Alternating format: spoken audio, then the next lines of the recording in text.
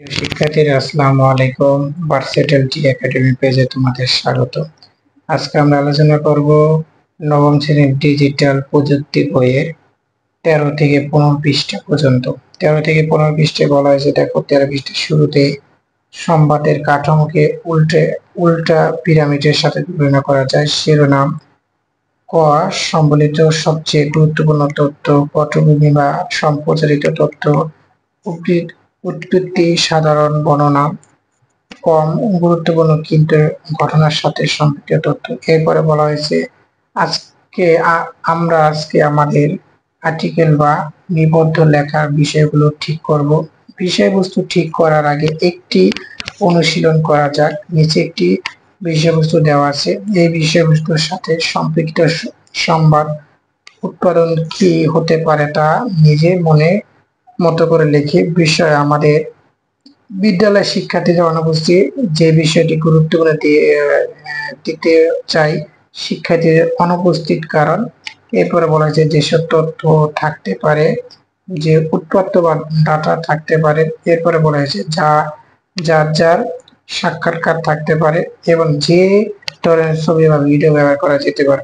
এরপরে দেখো 15 পৃষ্ঠার শেষে দেখো উপরের উদাহরণগুলো শুধু আমাদের বোঝায় সুবিধাতে দেওয়া হয়েছে।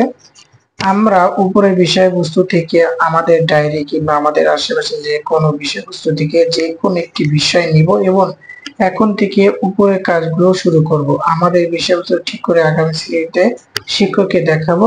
শিক্ষক আমাদের সাহায্য করবে যেন আমাদের সবার বিষয়বস্তু একই রকম হতে না হয়ে যায়। এবার বলছে আমার নির্ধারিত বিষয়।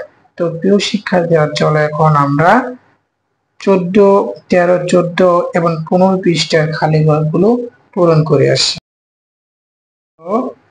যে বিষয়ে গুরুত্ব দিতে চাই শিক্ষার্থীদের অনুপস্থিতির কারণ এবং যে যে তথ্য থাকতে পারে শিক্ষার্থীদের কি কারণে অনুপস্থিত, বিদ্যালয়ে না আসার কারণ কি, পারিবারিক, আর্থিক বা সামাজিক, তাদের কি বিদ্যালয়ে আসার আগ্রহ কম। এবার যে উৎপাত বা ডাক্তার থাকতে পারে, বিদ্যালয়ে উপস্থিতির খাতা যে কোনো শিক্ষার্থীদের উপস্থিত অনুপস্থিত গণনা করা হয়।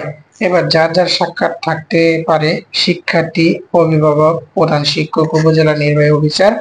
এবার বলা হয়েছে যে কোনো ছবি বা ভিডিও ব্যবহার হতে পারে। শিক্ষার্থীদের সাক্ষাৎকারের ছবি বা ভিডিও, পুরো শ্রেণীকক্ষে অনুপস্থিত ছবি ও ভিডিও। আমার নির্ধারিত বিষয় আমার এলাকার বাল্যবিবাহ।